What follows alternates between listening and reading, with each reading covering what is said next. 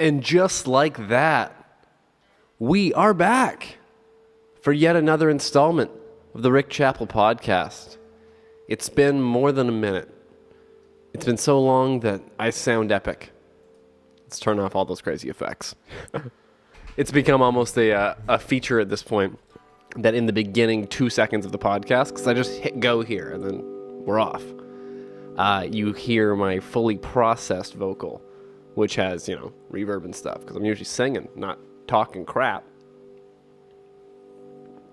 It's hot in here, folks. Where I'm at here in Canada. Gets cold, of course, because it's Canada. But in the summer, she cooks. Today it was 31, which is Canadian for hot. Well, I guess the whole world gets it, but I think my couple followers here are American. Anyways, it was cooking out today. So hot that I saw some people, let's just get right into it. I saw some people throw down in the streets. It was that hot. It made us go back to animal style. These guys, this was a good day today. I went just to run some quick errands, nothing crazy. I thought about getting my groceries delivered today, but this is why you go out in the world, to witness people. So I get my stuff, I go back to the car, and as soon as I sit down in the car, the first thing I hear is the song playing on the radio that was in the store. And I'm like, oh, they were listening to my same radio station. That's funny. It's also American. But then, as soon as I almost start singing along, but I drop the windows because it's beautiful out. And then I hear screaming in the distance. And I'm like, oh, drama. Let's go. So I'll pull out the old iPhone. Shoot some of this. I'm going to include little clips of it maybe. I don't know. This short of it, I'm not going to show all of it because no violence on the podcast. But I'm going to talk about violence. It was good. So there was a white truck who... I don't think they were in the wrong here, but I didn't see the setup, to be fair. Anyways... So there's a truck that is stopped before a crosswalk. And there is a guy, middle-aged, little larger, glasses, screaming at the truck driver, who is out and standing behind his vehicle. And I can hear just barely what they're saying. And I can hear that the truck driver is not yelling. And he's like, I'm sorry, I see you, I can't hear what he's apologizing for, but I definitely hear sorry. And he points at the guy. Then he also points at the guy's two kids because the guy has two little kids with him. And he's like, sorry. And the guy is like screaming, but the driver is definitely not escalating the situation. And then they start getting at it a little bit, and then the hands start getting thrown. And I'm like, oh, but it breaks up immediately. I'm like, oh, that was almost pretty good. And then the screaming really gets going. The guy won't walk away, and the guy won't drive away. Nobody's calling it.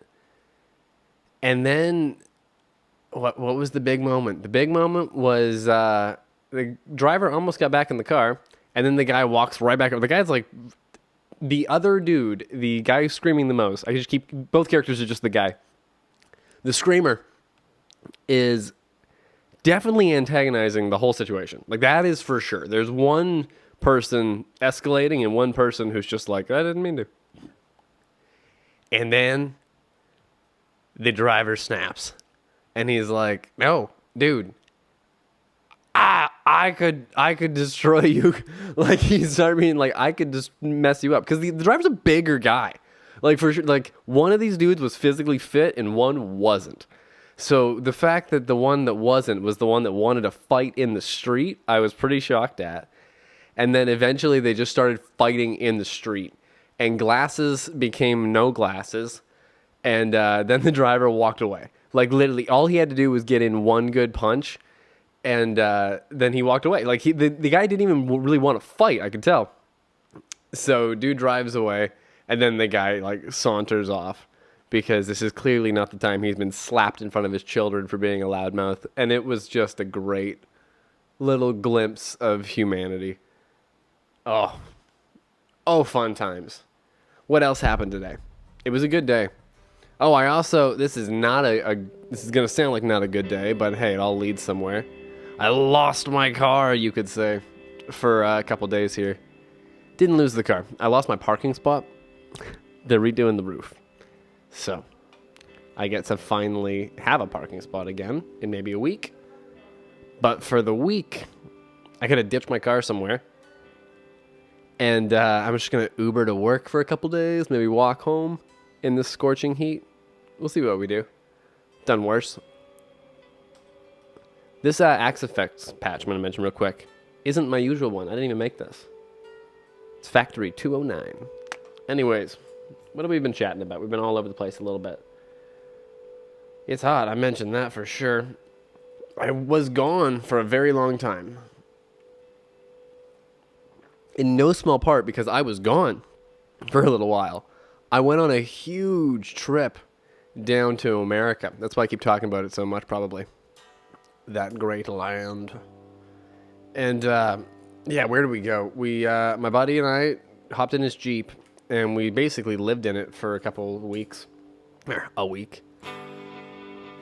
Oh, that was louder than I thought it was going to be. Anyways, we got in it after work, drove, and just kept driving. The first night we camped in somewhere down in Oregon. I think it was called Buttes. Just off the highway, we started climbing a mountain and parked, like in the Jeep. Parked and then set up a tent and whatnot. The next night, we made it all the way to Nevada. Like the south part of Nevada. We were in right by a bunch of military bases, funny enough. Not like Area 51, I don't think, but some good stuff. We did see the like the welcome to Area 50. Oh, right by Death Valley. That's it. So yeah, kind of. I don't know. We saw the Area 51 sign eventually. That was cool. But the whole point of the trip was just go off-roading. So we hit up, what was the name of the first trail? Rocky Gap Road, something like that. It was a blur, honestly. There's a video of it too. Maybe I'll throw a little bit of footage here and there. I'll let the video tell the names of the trails. How about that? There was this one, and it was epic. They were all epic, but if memory serves me correct, that's the one that led out into like some red rocks type amazing scenery. Because the next night we ended up camping in Arizona. And Sedona, basically, to be exact. And Sedona was beautiful, man. That might be one of my top places. We'll get to my actual favorite, but Sedona was wonderful. I'd go back there in a heartbeat. And a hilarious coincidence was years ago I went to Cuba on a trip for Christmas. It was amazing. And my buddy happened to be staying like 2 resorts over just for Christmas with his in-laws. Randomly. Like, I think he had told me about it a few months ago. I didn't pay attention. And then I booked my own separate trip, and it overlapped by a couple days, and it was hilarious. We ended up going into Havana. Or not to Havana. Where did we go? We went to a little town for a day and hung out. Anyways, that same buddy was in Sedona, Arizona at the same time as me. And even saw us at a couple roundabouts and in traffic, and we were waving at each other. We're like, how tiny is this planet? That Alexander and I, good old Greg, keep running into each other everywhere. So that was a hilarious small world moment. And from there, what did we do? Had an amazing breakfast. Oh my God, Sedona. The food was so good. I saw the Blue McDonald's. That's famous. There's only one in the world. It's in Sedona. There's whole videos about that. To educate you for a moment, Sedona has a bylaw that does not allow yellow lights at night. So no golden arches, bro. So McDonald's had to cave. Even the McMoney couldn't get it done. Anyways, back to the story of the trip.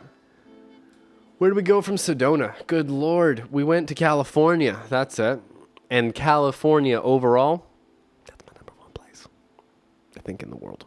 It's just, we drove in at night even, and my heart goes, oh, as soon as you see the first palm tree. You're like, yeah. So what if it's full of terrible people all over parts of California? But hey, you can say that about everywhere in the world, because people can be people everywhere. But the places in California, and the people I met in California, amazing. To be exact, we camped the first night in California in a place right way down south called Ford Dry Lake Bed. Again, just right off the highway. Like literally that time it was within eyesight, and it was just quiet enough, and a great camp spot actually. And then we did a couple more trails, I believe, here or there. Yeah, that was, oh gosh, that was the big day. That was the day that we did a trail, and we were like, oh, that was amazing. It was awesome. There's another one to hit. We went to it, and it was supposed to be like 35 miles. We're like, oh, that's awesome. That's cool. We do the 35 miles. We're done it like right after sundown. It's getting pretty dark. We're like, cool. There was another trail. That was another 30-ish miles. So we did a lot of wheeling that day, and the second half of it all in the dark. It was the back way to Crown King, I believe was the name of that mountain or trail or whatever. So looking back on it, the back way just takes you to the middle, and then you gotta get out. So we had to get out.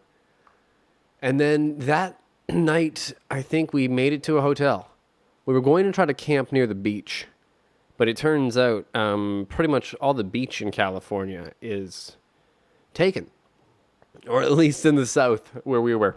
So the hotels we were finding at the beach, we couldn't fit in because the Jeep was massive and it had the roof thing and parking wasn't happening. So we ended up staying in Mission Viejo because there was just a Hilton or whatever, and it had on-street parking. We were at an auto mall, funny enough. So we stayed there for a couple nights, and that one, California, number one place in California was the beach we went to there, which was, what was the town we were in? We were in Laguna Beach. Yeah, I think so. I can't remember the names of all these places. It was too much. Anyways, we just Ubered over to the beach the one day. We took a million stairs. It was actually, funny enough, the closest water, because that's all I cared about getting to, was a beach called Thousand Step Beach. Turns out that's because it's stairs. We had to climb. And then it was amazing. It was beautiful. It was awesome. Definitely showing pictures of that. There. Good time. From there, the trip was far from done because it was then cruise time. That was a rad time. I've never done a cruise before, so we did a quick. My words aren't coming to me. Quick cruise down to Mexico and back in 4 days. And that was wonderful. And then from there, it had been a long trip. So we planned on maybe driving the coast home and maybe camping a night or something. But both my buddy and I were like, let's just get home. So we drove, and we didn't take the coast. We took the faster way and ended up staying in a motel in Eureka, California. Not Eureka. There is a place called Eureka, and funny enough, a place called Eureka. A couple miles away, we were in Eureka. Then we had breakfast at a terrible diner. I have to shout that one out. It was so bad. We went to all kinds of fast food, Denny's, Taco Bell's, you name it. A lot of Arby's. I love Arby's. But we also tried to stop at like a couple mom and pops, so the breakfast in Sedona I mentioned, mom and pop diner, amazing. If I have a photo, please do so now, Rick, in the editing bay, because I don't remember the name of it. It was so good. But from there, the bad diner. The service was just terrible. I'm not gonna give them the bad review shout out, but like there was 3 waitresses, one working, one was just at the table next to us telling them about her life. They may have been her family or something. I don't know, because she was getting real intimate with stuff like her dating, and like it was just like, what are you doing? What, do you work here? And then there is a brand new girl. So to be fair, she's a new girl, and she was on water duty. That was it. But she messed up that, and one of the other patrons freaked out and was like, "You gotta fire her because she took our water." She did something that was like a health code violation, and it was like, oh boy. And then we finally got out of there, and I tried to pay, and it took so long to try to pay because it was brutal. It was absolutely brutal. So don't go to that diner that I won't name. It said the nearest Denny's was like 100 miles away. Our hearts wanted Denny's, but instead we had Well, the food was amazing. To be fair there, I had a massive breakfast of delicious food, so that was good.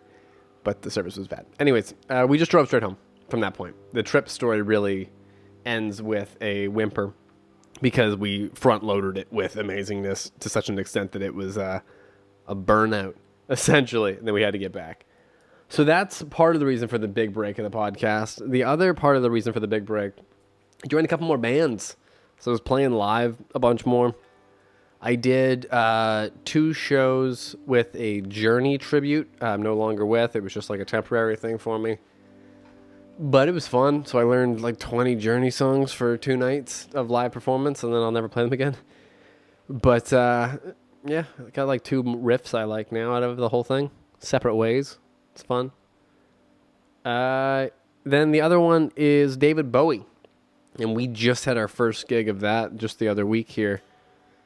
And that's, another 20-something songs. I didn't learn the last one. I let the boys down at the end. Just by one song. We had to just adjust the set list a tad. I'll get it for next time. But, yeah, it's a fun crew. There's like a live... It's a bigger live band. So there's a saxophone player and backup singers and like a little more production vibe, in that style. So that was cool. There'll be much more of that.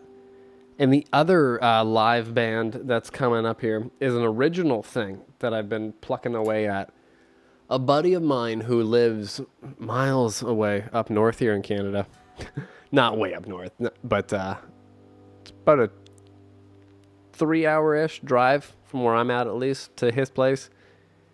Has been writing songs for years, and he sent me a couple he wanted to work on. And then we've got a drummer currently involved with it, and we've recorded a couple tunes that way. And then there's a bunch more demos that I wrote for the project. So there's like maybe an album, you never know. But definitely a couple songs of that are going to find their way out soon. We have a show at the end of July at like a festival thingy up in Headley, BC. So big town, big show. Let's go. For those that didn't hear, I think a baby in the hallway just laughed at my joke, because even a baby knows Headley, BC is a population of not a lot of people. It's one of the smallest little old mining towns in BC there. And fun fact, I'm not going to say too much about this because YouTube will not be a fan, but there used to be a band called Headley. They got kind of popular. The lead singer was from said town, right? It's a cool band name. They had a couple like punk rock tunes that were minor radio hits in the early thousands or whatever, And then it hit the fan, and he had a thing for people who were not the greatest ages. And apparently it was a lot of rock and roll debauchery going on at these little preteen shows. So it turns out that was crazy. No one listens to Headley anymore. And this switch is getting a little funny. That's actually a good time to switch to this guitar, because I was supposed to talk about it this week and talking about the things I might change about it. I had a comment on another video, and somebody had asked me to sort of update this thing and what I've done to it. I think I've already talked about how I changed all the hardware to black, so the tuners are black and the bridge is black and everything. Tuners are D'Addario somethings, I think. I got them from a guy on Facebook, because he pulled them out of a 80s Explorer, funny enough, like a real one from the 80s, and they don't fit. It had been re-drilled, but I didn't re-drill mine, and it works. I like it. Technically, the tuners are slanted, but they're all slanted towards me, and they all still clear my fingers and everything, so I dig it. From there, black strap locks. Oh, the strap locks I moved the button too. So on the factory guitar, and mine's still here, there's the strap button here. That's where you're supposed to put the strap. I don't like that. I find the guitar pushes out from you then, like it's just a weird spot for me. So before I even bought it, technically, I was working at the music store at the time. So I had this guitar in order from the second they announced it, basically. I had been talking about a no pickguard black one-piece Explorer for my entire time working there. And then one day Gibson was like, reissue. And I was like, yoink! Second one in Canada, bros. Anyways, as soon as it showed up, I drilled that into it. Literally, I took it out of the box and was like, zip!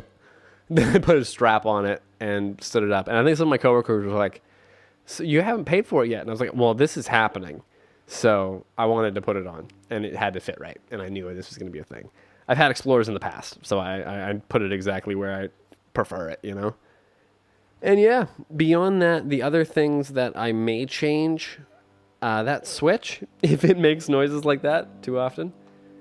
Also, the output jack, only for the sake of gigging. This has become a fairly common guitar for me in the live arsenal. Mostly for the Scorpions tribute band I do, because it's a Black Explorer. So for that band, I throw a couple of like masking tape stripes on it and pretend I'm from Germany and kick butt. In fact, where is it? I think I don't know if I've talked about this on the show. We did a big show for the Scorpions tribute thing that was really cool. It's like at a theater out in Surrey here. And there was some people in the audience that were super digging it and loving us. And at the end of the show, they came up and were chatting. And they had seen they're like super fans of the Scorpions, right? That's why they came to see a tribute. And they're like, oh, we've seen the Scorpions like 7 million times. I don't know if they were that German, but they were definitely, they were from Germany, I'm pretty sure. And they gave me this guitar pick. They were like, we met Rudolf Schenker's kid at one of the shows because they do all the VIP stuff and all that whatnot. Because they were hanging out with his kid. They went to like lunch and spent a day together and stuff. The kid's like 35 or something. Like you think people's kids are going to be kids, but the man's a grown adult with kids of his own, you know. These rock stars are grandparents. And so they're hanging out with the middle generation there, the kid from Rudolf Schenker. And then he gave him one of his daddy's guitar picks. And they gave it to me because I was pretending to be him that day, so I earned it. Isn't that fun? It's just one of his in-tunes. Probably, it's from like a current tour. It's been played a bit, you can tell. It's a little beat up. But yeah, added to my little dish here of cool-ass guitar picks. Let's just transition right into that. I wasn't going to talk about this on the podcast, but may as well. I have a few here that are like neat. I can talk about for a second. Yeah, that one too. So a good chunk of them are Devin Townsend picks. I got one at a concert and then loved it because it was just like the shape I already used and a thickness that I preferred more. They were a little thinner than what I was using at the time. These are similar to, I think, the blue Dunlops. But then also the one I caught was worn down in a way that made it sound really cool. So my mom called up Tracy, Devin's wife, whom she had met a couple times, and was like, hey, can I buy some of Devin's guitar picks? So Devin agreed and sent me, I think, just these two ones. Just another, so this is one from that tour, again, but a white one, Ziltoid. And then an Ozfest one. So this is a Strapping Young Lad pick, which is pretty cool because, hey, SYL kicks ass. And then what else did I get here? Oh, I have another Devin Townsend related pick. This is Jed Simon, the heavy metal master of Vimic and Strapping Young Lad. And what was his solo band was so good. That one record I loved. Oh gosh, I have the top of my head. Why can't I remember it? I have to pull this up. Because I'm going to talk about Jed Simon, I have to mention his solo album. He also did Scar the Martyr. That was really cool. Oh, but his Tenet? Yeah, Tenet. That's it. I'm pretty sure. I have to confirm. I'm pretty sure it was called Tenet. Tenet? Yeah, Tenet. That is a heavy metal record for those real quick. I used to do album of the week, and screw it. That's the one I'm calling this week. That was out of nowhere. The album of the week. Again, bam, it's a segment. Boom, there's the cover. Tenet. It is going to rip your face off. So brutal. And anyways, the reason I brought it up at first was I have Jed's guitar pick. It says, I bleed metal. What's your excuse? Because that's a very Jed thing to say. I have another Jed one somewhere in here. Devin didn't send me those. Jed actually did. I bought a pickup off of him years ago. I can't find it now. It's just his drink order. It's like Stoli gin tonic. And that's awesome too. And what else do we have here? I have my friend's wedding guitar pick because they had a batch made up for their wedding, which is kind of cool. My buddy who lives up north, actually, the one we're working on songs together with. We have... Oh, this is a great one I was given years ago. This is my favorite pick. I've always liked triangles for the longest time. I just thought they were better, a better shape. For picks, that is, you know. I'm not a big geometry guy except for guitar picks. And this one I found, I didn't find it. My girlfriend at the time in like grade 6, his dad had a collection of guitar picks and gave me this one. It's Billy Sheehan, the bass player at the time. And this is, well, at the time he's still a bass player. At the time of this pick, he was playing bass for Mr. Big. So this has the Mr. Big logo all over it. And oh God, I still love this pick. I haven't used it in forever.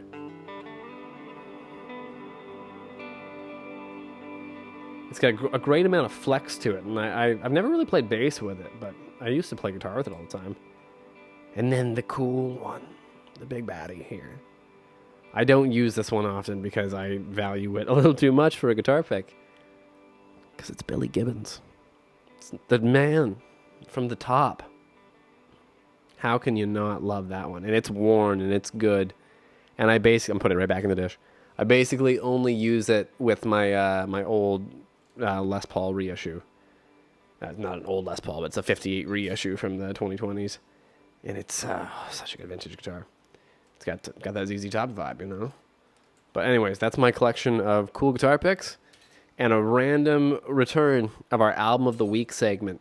Because what a ripper. How could I not talk about that? Like, I remember one little cool moment from it real quick. Sovereign, that's the name of the album too. One of the songs, I can't remember which one, because they all kick ass, has a ripping guitar solo in it that even pulls the melody from Halo. Like there's this like, and you're like, what the heck? That's Halo. In the middle of like, so good. I'm just looking at the cover now. What a metal project. Sovereign. 2009 that came out. So post Strappy Young Lad. Immediate kick ass. So cool. Oh, he also did Zimmer's Hole. How can I not talk about that? Local legends. Met their lead singer a handful of times, even working at my local music store too, because local legends, you know what I mean? They're locals. He was putting together a little home studio to record and release a new project. Oh, maybe I can shout that out too. Grave Mass. Brutal metal. They're going on tour with another local metal band that is another local metal band, but Grave Mass should kick some serious ass. I'm certain of it. Where are we at in the podcast so far? It's been forever since I've recorded these. Oh, we're almost at a half hour. Look at that. I think these episodes of this run, we're going to stick with a half hour because it's hot in here under these lights in 30-degree days. I talked about the fight I saw today. It was cool. I talked about having no car this week because I'll get a roof eventually. I've updated you about this guitar. What else is there? There's a new set. There's always a new set, basically, when I come back. So new lighting, new everything. Kevin has been... she's not in the background, so we can't say anything about her. We'll wait till she pops up. She's the kitten for the new viewer we get every time I upload a new episode. And I've been watching Californication a lot. That's it. I re-downloaded that show because it's not on any streaming shows or streaming platforms that I can find ever. So, piracy! You have returned. And I've got, I set it up now too, that I've got it just on a server in my place. So, for the longest time, I would download shows to a big hard drive and then just plug it into a computer that was plugged into a TV. And then I had the idea today. I was like, wait a second, I have a big hard drive that's plugged into a computer that's in a network. Why don't I just stream myself? Recflix, you know? So I set up Recflix. And the one show we have is Californication because I stole it. And it's the best show. So there you go. That is the return of the Gibson 80s Explorer, the Rick Chappell podcast. The Rick Chappell podcast. This was episode 37. I have been me. Hopefully you've been you. And I will see you all maybe next week. I don't want to promise anything, but usually I come back on a pretty good run. So I'll update you guys on the live band that will be coming together and the album that is nearing completion, actually, funny enough. But enough about that. See y'all next week.